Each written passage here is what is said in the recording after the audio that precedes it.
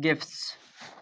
Friendship is a natural instinct in man, and the gifts exchanged between friends are solely actuated by this instinct for selecting friendship. A true gift is that their mutual love flows across it till it reaches the same level in both.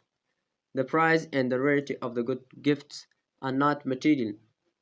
What's really valuable is that it is a symbol of love. It does not represent what the recipient has already done for the sender, but his every preparedness to do everything for him when the occasion arises for it.